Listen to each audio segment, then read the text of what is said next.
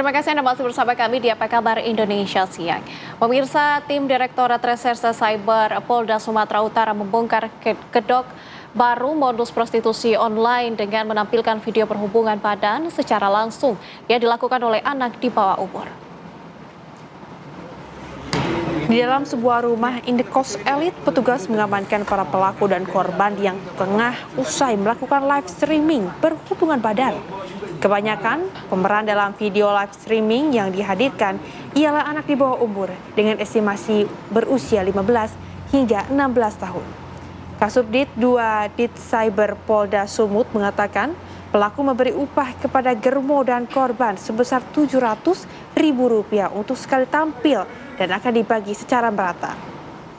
Petugas mengamankan 6 buah gawai, 1 set spray tempat tidur, dan sebuah lampu untuk live. Atas perbuatannya, pelaku diganjal pasal berlapis Undang-Undang Elektronik serta keasusila anak di bawah umur dengan ancaman denda Rp1 miliar serta 6 tahun kurungan penjara.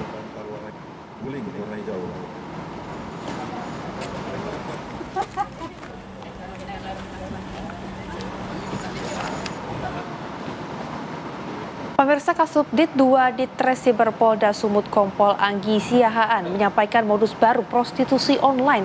Ini pelaku bekerja sama dengan host yang memiliki followers banyak untuk menawarkan adegan ranjang secara langsung melalui platform media sosial. Saya sampaikan si host itu dia mengundang, jadi host ini dia followernya banyak. Kenapa dia dijadikan host? Karena followernya banyak. Jadi kalau kami dari pendalaman kepada Germo, dia memang bekerja sama, dia followernya banyak, kemudian ditempelkanlah ID TV si Germo. Tujuannya apa? Untuk rekan-rekan yang teman-teman yang sudah nonton di aplikasi TT tadi, untuk masuk ke dalam ID TV yang punyanya Germo. Karena seperti kita ketahui bersama, di aplikasi TT dia tidak bisa terlalu vulgar. Kalau dia vulgar langsung di-ban. Itu makanya dia pindahlah ke aplikasi TT. Sistemnya seperti itu. Live streaming. Pemirsa, untuk membahas kasus ini kami ajak Anda untuk bergabung bersama dengan narasumber kami, ada Kombes Ferry Walintuka, Kabid Humas Polda Sumatera Utara. Selamat siang Pak Ferry. Selamat siang Mbak. Oke. Pak Ferry, ini gimana awal mula kasus ini terungkap? Apakah memang ada pelaporan dari masyarakat atau seperti apa, Pak? Iya, Mbak.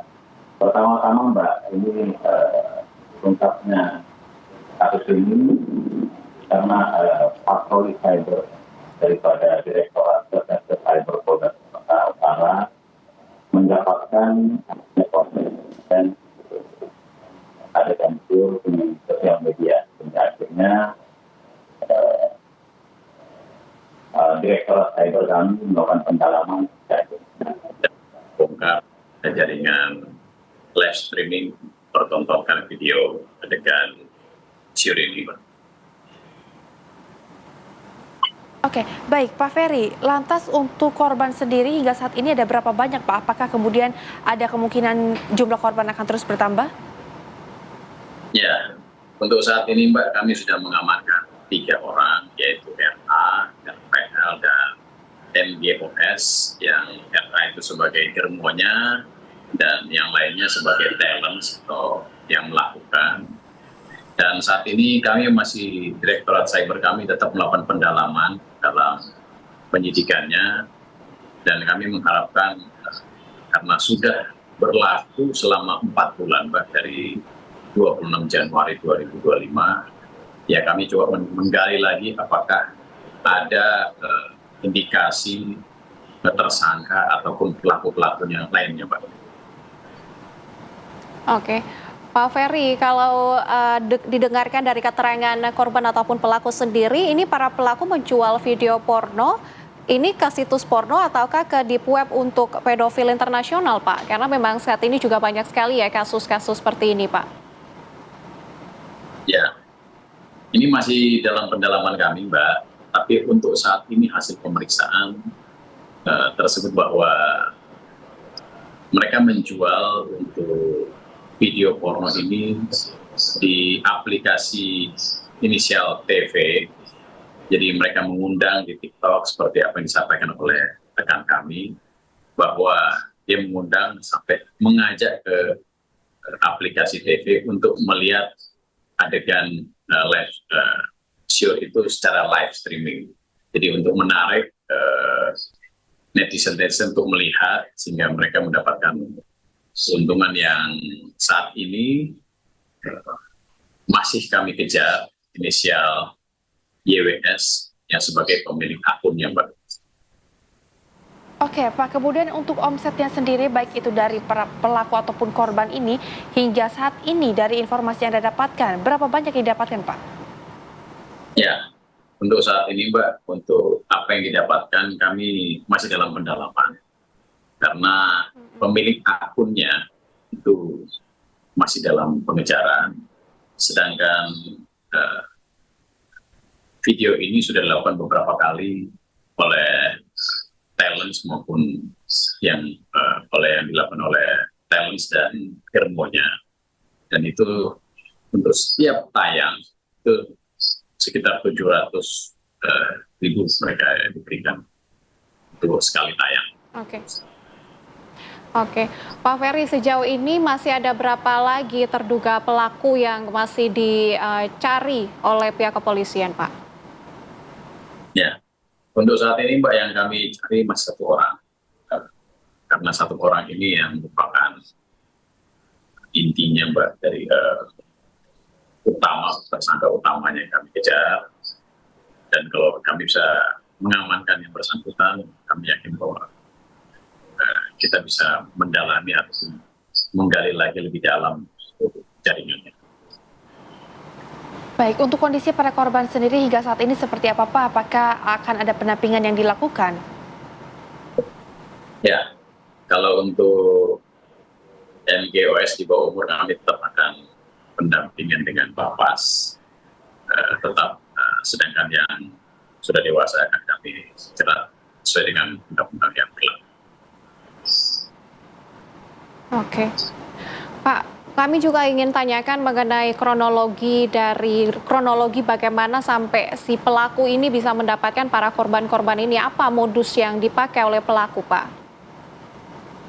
Ya, untuk saat ini, Mbak, dari hasil pendalaman kami,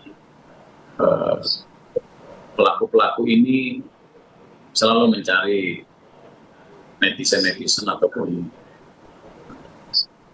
talents, ya, istilahnya talents, itu yang cukup memenuhi kriteria apakah yang bersangkutan mau diajak, dan rata-rata motifnya selalu perekonomian. Jadi dicari membutuhkan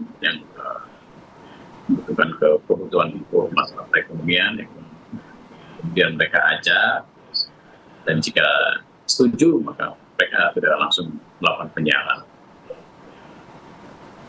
Oke, Pak, ini informasinya kami dapatkan jika pelaku bekerja sama berserta dengan host yang memiliki followers banyak. Apakah kemudian ini juga menyangkut kepada influencer-influencer lain seperti mungkin yang ada di platform lain, Pak, selain dari kasus ini? Ya, jadi mereka membutuhkan penonton. Jadi ya mereka membutuhkan yang banyak influencernya. Dan kebetulan yang saat ini yang mengatur video ini ya, memiliki influencer yang cukup banyak. Jadi mereka mengatur supaya mereka bisa mendapatkan influencer, kemudian supaya banyak juga yang menontonnya, menonton di aplikasi TV. Dan mereka mendapatkan hasilnya, ya memang kita harus melihat dulu, memang permasalahannya bahwa kita belum bisa membuka lagi akunnya karena yang bersangkutan masih dalam pengejaran, Pak, ya, supaya kita bisa melihat apa yang didapatkan dari pemilik akun yang saat ini kami kejar.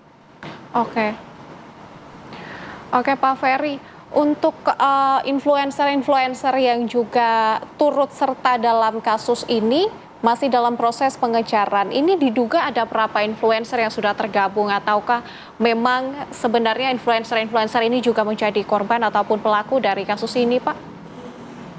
Ya, kalau yang jadi korban, Pak, ini yang untuk saat kami proses adalah sebagai talents, ya, yang pelaku utamanya, ya.